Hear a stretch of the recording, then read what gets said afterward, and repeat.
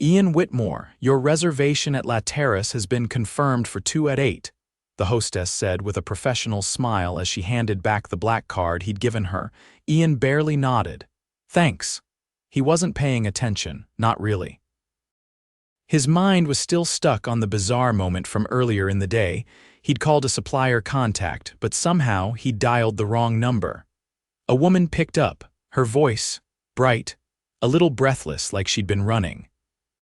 And instead of hanging up, she'd said, "Did you bring the donuts?" He hadn't meant to laugh, but he did. "No, but I can order a dozen if you tell me which ones you want." That had led to a 5-minute conversation he wasn't expecting. She figured out he wasn't whoever she meant to call. But she kept talking, and he didn't hang up. He didn't even get her name. That was 5 hours ago, and for some reason he hadn't stopped thinking about that voice. Ian strolled into the restaurant and took his usual private table by the window. The view overlooked the city skyline. He wasn't expecting company tonight, he just needed to clear his head. But every time he tried to focus on the pitch deck his assistant had printed out for him, his eyes kept drifting to the empty seat across from him. He didn't know her name, didn't know where she lived. But her voice had felt like sunlight through a dusty window, unexpected, warm, impossible to ignore. "Excuse me, sir," the hostess interrupted gently. "There's a woman at the front who says she might be meeting someone here. She doesn't have a reservation." Ian looked up. "What's her name?" She said her name is Amelie. Amelie Knox. Amelie. He stood up before he even processed it. "Send her over." And there she was. Wavy brown hair pulled into a messy bun. A simple blouse tucked into jeans, not at all dressed for a place like La Terrace. But her eyes, soft hazel with gold in the middle, froze him in place. "Oh my God," she said, half laughing. "It's you." He couldn't stop staring. "You're the donut girl." "I didn't think I'd find you," she said, brushing hair from her cheek, a little out of breath. "I didn't even know your name. But I recognized the voice. You said you came here a lot, and I figured, why not try?" Ian blinked. "You came looking for me." "Look, I know it's crazy," she said quickly. "But that call, it was the weirdest part of my day, and the best part. I don't know, I was having a meltdown over my apartment flooding, and then you called, and it just shifted something. You made me laugh, and I guess I wanted to meet the stranger who offered me donuts over the phone." He pulled out the chair opposite him. "Sit." She hesitated. "Are you sure? This place looks like I'm gonna owe you a kidney if I drink the water." He chuckled for the first time in hours. "Sit down, Amelie." She did, slowly, still eyeing the gold-rimmed plates like they might bite. "Are you always this impulsive?" he asked. "No," she said. "But something told me I'd regret it if I didn't at least try to find you." "Ian Whitmore," he said, offering his hand. She shook it. "Nice to meet you, Ian. Wrong number." They ordered. He didn't let her see the price. He made sure the waiter brought out the chef's tasting menu paired with wine. Every plate that arrived made her eyes go wide. "You're not from this world, are you?" she said around a bite of truffle risotto. "No," he said. "I built it." She gave him a look. "I run Whitmore Holdings," he added, shrugging. "Real estate, aviation, tech." Her fork froze mid-air. "You're that Ian Whitmore." Guilty. Her eyes narrowed. "So, you could have ordered me 100 dozen donuts and had them delivered by helicopter." "Too soon for that," she laughed again.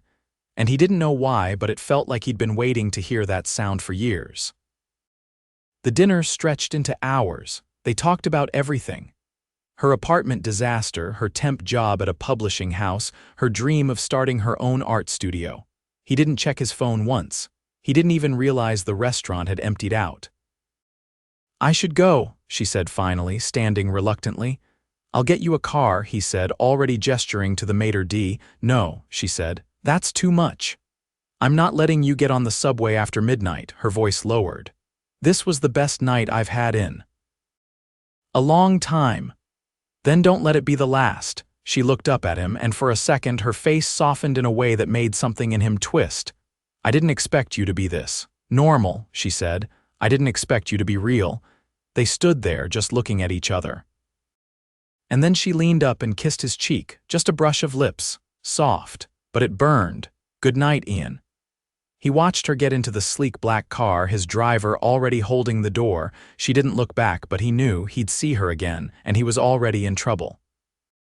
Ian stepped into his penthouse the next night and dropped his keys on the marble counter without a sound. The city lights stretched out like a living painting beyond the floor-to-ceiling windows, but he didn't glance at them.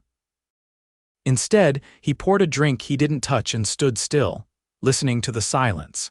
He'd had meetings all day, one acquisition deal in Berlin that required back-to-back calls, then a boardroom full of people trying too hard to impress him. None of it held his attention. Not when his mind kept circling back to a woman who didn't know who he was until halfway through a meal and still treated him like a person instead of a brand. He hadn't meant to get pulled in. It was a wrong number, a fluke. But something about her made him feel like he'd stumbled into a life that was actually worth living. And now, she was in his head like a song he couldn't stop hearing. His phone buzzed. A name flashed on the screen: Amelie Myers, head of PR. He let it go to voicemail. Instead, he walked to the grand piano resting in the corner of the room, untouched for months. He sat down and played a single chord, then another. It didn't sound like much, but it was something. Amelie had mentioned painting during dinner, how she missed it, how she felt like she was failing at her dreams while juggling bills and broken plumbing. She'd said it like a confession, not a complaint. He didn't know why, but he wanted her to have space to create. And he had more space than he knew what to do with. The next morning, he found himself in Tribeca, stepping through the glass doors of a vacant art studio he'd bought on impulse a year ago and never developed. Exposed brick, high ceilings, perfect natural light.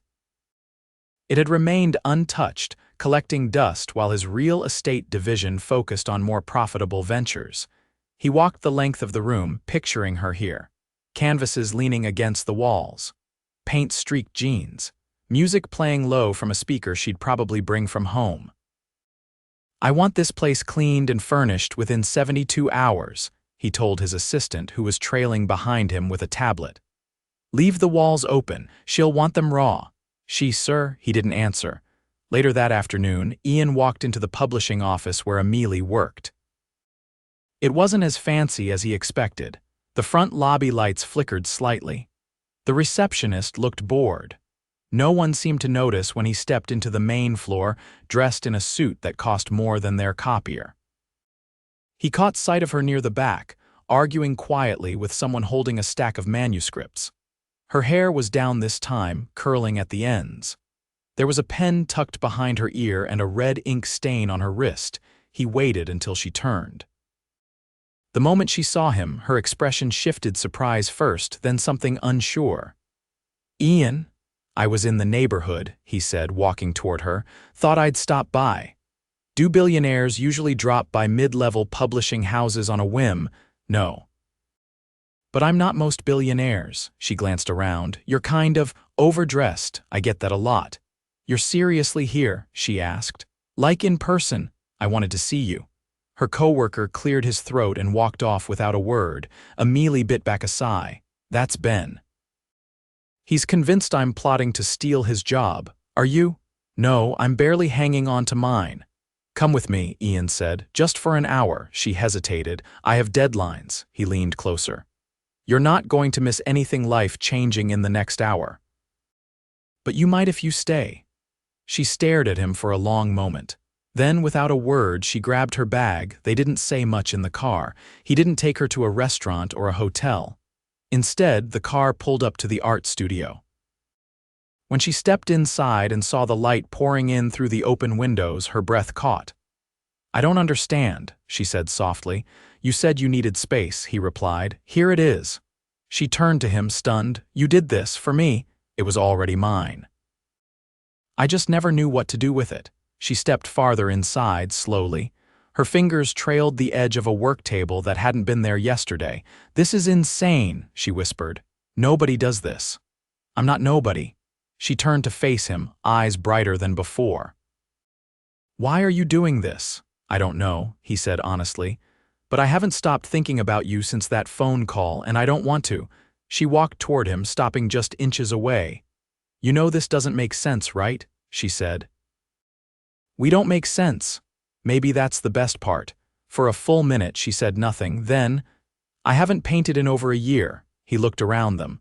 That's about to change, she smiled, but it was different this time, quieter, a little scared.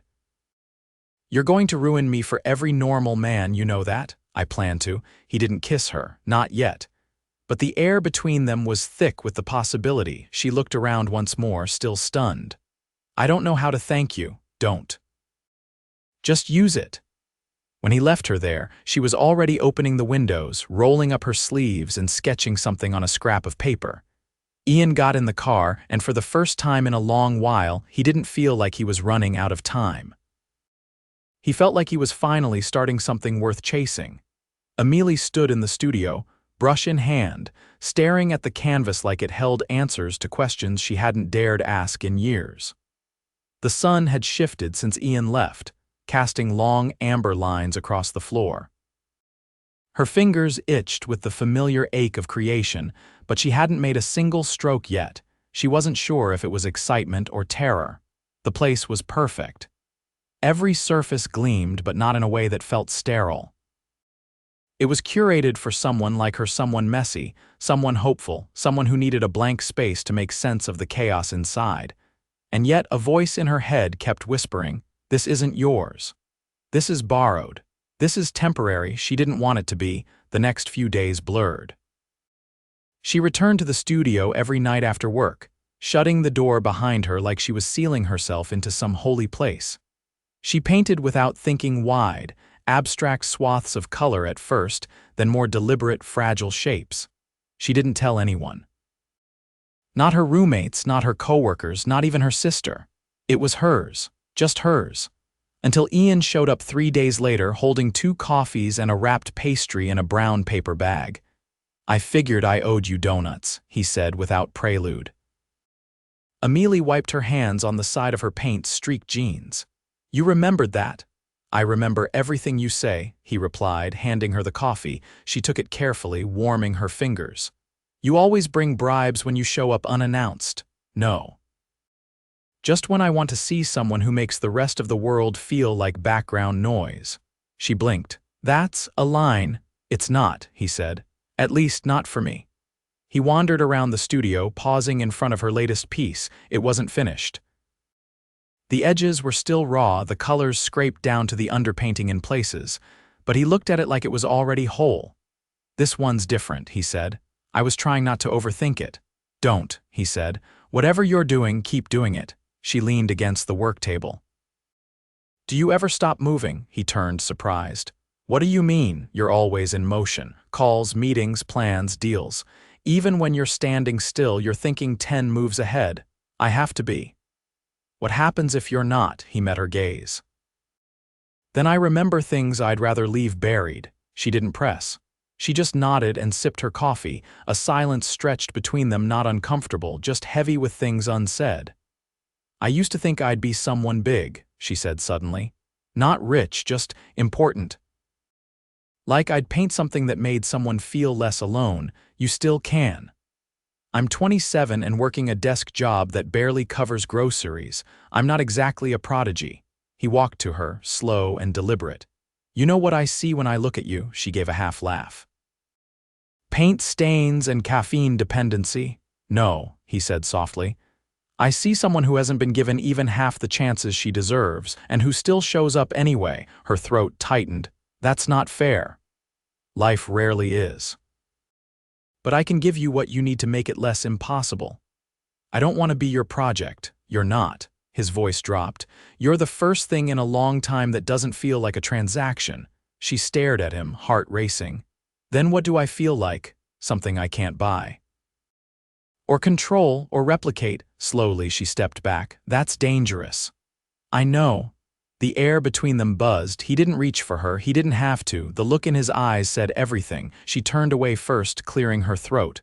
I should clean up. I've got work in the morning, he nodded. I'll walk you out. They left the studio side by side, but their hands never touched outside. A sleek black car waited. She hesitated. I'll take the train, she said. You sure? I need the time to think. He didn't argue. Text me when you get home. I don't have your number. He reached into his inside pocket and handed her a card. No title, just a name and a single number. She took it without a word. Then, before she could overthink it, she stood on her toes and kissed him. Not on the cheek, not tentative. Just one full kiss. Quick. Real. And then she turned and walked away before he could stop her. Ian stood there, watching the space where she'd been. For the first time in years, he didn't feel like the man who owned everything. He felt like the one who might finally have something to lose. Ian stood in the boardroom, surrounded by polished glass and the low hum of executives discussing quarterly projections, but his gaze didn't stray from the rain streaking down the windows behind them. The city pulsed below like it always did, relentless and glittering. But none of it meant anything this morning. Because Amelie hadn't come to the studio the night before, she hadn't called either. Not that he'd expected her to, she was stubborn in a way that made him ache. But she'd left something behind on the work table, a small canvas, no bigger than a page, with a single brushstroke of deep, saturated blue. She'd painted something unfinished, and walked away. Ian, Robert, his CFO, said cautiously, "We need your input on the Singapore merger. The valuations come in higher than expected, and postpone the call," Ian said, already walking out. "I'll handle it later." He didn't wait for the response. He took the private elevator down, slid into the back of his car, and gave the driver an address he hadn't used before. Amelie didn't live in a penthouse. Her building was narrow, older, with ivy curling up the bricks and a flickering light bulb above the entrance. He'd never been here, but he'd found her lease information through a discreet inquiry with her landlord. He wasn't proud of it, but she hadn't left him many options. He buzzed. No answer. He tried again. Still nothing. A rusted door creaked open behind him. A woman in a hoodie stepped out, holding a laundry basket. "You looking for Amelie?" "Yes, she's not home." "When will she be back?" The woman shrugged. "No clue. She quit her job yesterday, said something about needing space." Ian's pulse kicked. "She quit?" "Yeah, said she was done compromising." He didn't ask anything else. He just turned, got back in the car, and pulled out his phone. There were 2 missed calls from Amelie, probably about the gala tomorrow night. He ignored them. Instead, he called his assistant. "Find out where Amelie Knox is," he said. "I don't care how long it takes." It didn't take long. She had gone north 2 hours upstate, to a cabin she'd rented for a week. No cell reception, no Wi-Fi. Just a lake and a fireplace and silence. Ian booked a helicopter. By sunset, he was standing in front of a modest wooden cabin nestled between trees flecked with gold and crimson. Smoke curled from the chimney. The scent of pine and wet earth filled the air. He knocked once. The door opened slowly. Amelie stood there barefoot, sweater sleeves pushed up, hair loose down her back. Her eyes widened. "Ian," I couldn't wait. She didn't speak for a long moment. Then she stepped aside. He walked in. The place was warm, quiet except for the low crackle of firewood. A half-finished painting sat on a stool by the window. It was brighter than the last one. "I should have called," she said after a while. "I know I disappeared. I needed to see you." "I wasn't running from you," she said, voice low. "I was running from the version of myself I keep becoming when I'm scared." He stepped closer. "You left a painting behind, I know. It felt like a goodbye." "I didn't want to say goodbye," she admitted, "but I didn't know if I could handle what you were offering." "What was I offering?" "Everything," she whispered, "and I wasn't sure I'd survive it." Ian took her hands. "I don't want to be another thing you survive." She looked at him, eyes glassy. "I quit my job because I realized I was shrinking. I kept thinking I had to fit into someone else's version of success. But every time I painted, I could feel something bigger trying to breathe through me. So I walked away." "You didn't walk away from me." "I didn't know if I deserved you." He cupped her face. "You deserve everything, and I've never been more certain of anything in my life." Her breath hitched. "You're not just saying that because I kissed you and walked away. I'm saying that because I've built empires, brokered billion-dollar deals, and stood in rooms with presidents. And none of it has ever felt as terrifying or as right as standing in front of you right now." "Ian," she began, but he silenced her with a kiss. This time, it wasn't tentative. It wasn't a question. It was a promise. When they broke apart, she leaned her forehead against his. "I was scared I'd lose myself in your world," she murmured. "I don't want you in my world," he said. "I want to build something new with you, one where you paint and I finally stop running from the silence." She smiled, slow and sure. Outside, the wind whispered through the trees. Inside, time stilled. Days later, the gala arrived. It was the kind of event that made headlines velvet ropes paparazzi, 1,000 glittering bodies moving beneath chandeliers. But when Ian stepped onto the red carpet, he didn't bring a model or an heiress. He brought Amelie. Her dress was simple, elegant, deep navy to match her eyes. She wore no jewelry except for a silver cuff on her wrist. She didn't glide like the others. She walked beside him, chin high, gaze steady. Inside, when the cameras turned and the whispers started, Ian didn't flinch. He took the microphone during the opening toast. "I've made a lot of smart decisions in my life," he said to the crowd. But none smarter than chasing down a wrong number that turned out to be the right person. There was laughter, applause, but Amelie just stared at him, eyes wide. "Amelie Knox," he said, "you walked into my life by accident, but I'm asking you to stay on purpose." He reached into his jacket and pulled out a small velvet box. She covered her mouth with her hands. "This isn't about timing or status or logic. It's about knowing without a doubt that I want a life where you're the first call I make every morning for the rest of forever." The room held its breath. Amelie took 2 steps forward and nodded. He slipped the ring onto her finger. She kissed him fiercely in front of everyone. Flashbulbs went off, but neither of them noticed, because in that moment they were no longer 2 people from different worlds. They were one story, unexpected, unlikely, unbreakable. The sun filtered through the gauzy curtains of the Amalfi Villa's master bedroom, casting golden light across white sheets and bare skin. Amelie stirred beneath Ian's arm, her lashes fluttering against his chest. He traced a slow line across her shoulder, memorizing the weight of her in his arms as if he still couldn't believe she was real. "You're awake," she murmured, her voice warm from sleep. "I've been awake," he said. "Didn't want to miss this." She tilted her head up. "This? You, here?" "Us?" She laughed softly and buried her face against him. "You're getting sentimental." "I'm allowed one morning," he replied. "Especially after last night." Her cheeks colored and she pulled the sheet higher over her chest. "You mean the part where you danced with me barefoot in the courtyard after the power went out?" "I meant the part where you said yes again. Quietly. Just for me." She reached for the silver ring on her finger, a delicate band with a single, oval-cut diamond. "I meant it both times." They stayed like that for a while, limbs tangled, the scent of orange blossoms drifting in through the open windows. No phones, no emails, just the sound of the ocean brushing the cliffs below. Eventually, Amelie sat up. "I still can't believe you planned all of this without telling me." "You needed a break," he said, "and I needed time with you, no distractions. You rented the entire villa?" "Yes, for 2 people." "Yes." She shook her head with a disbelieving laugh, but he caught her hand before she stood. "There's something else," he said.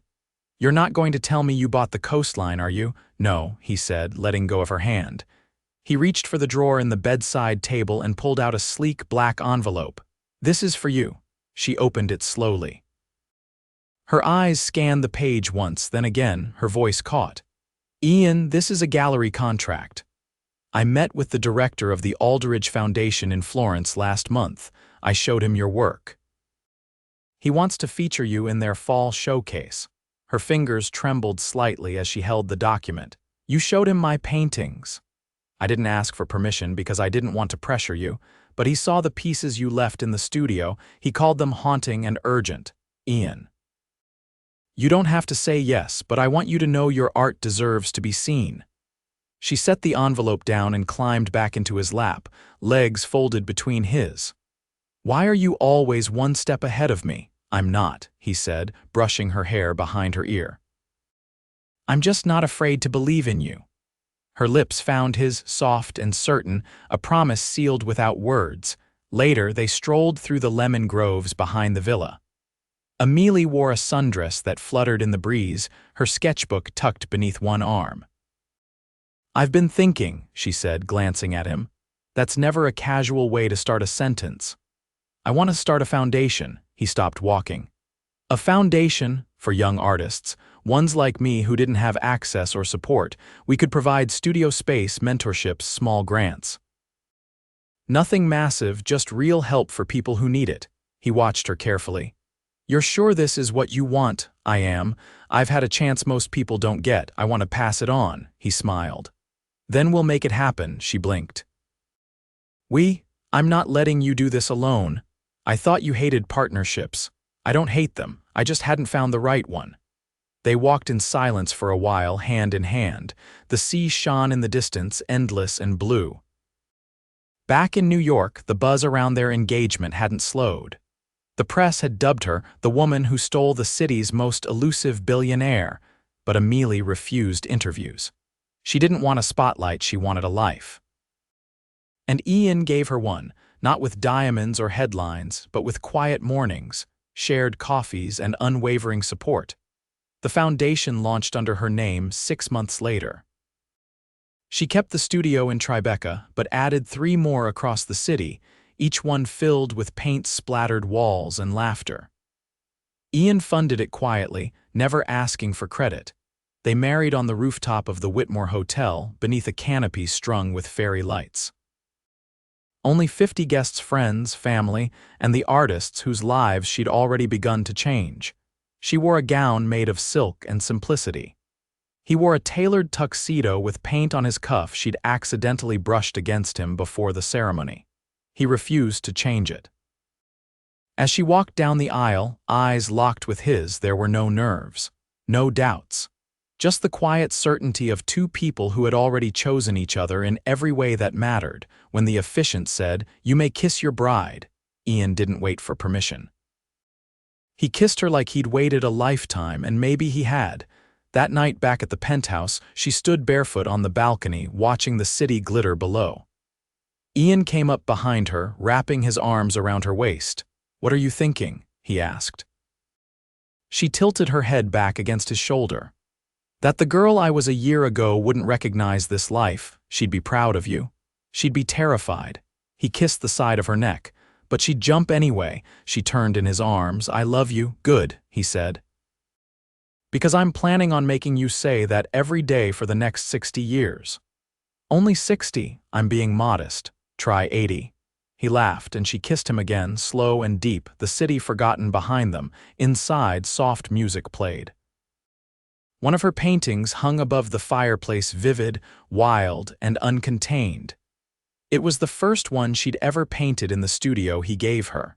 Now it belonged to both of them.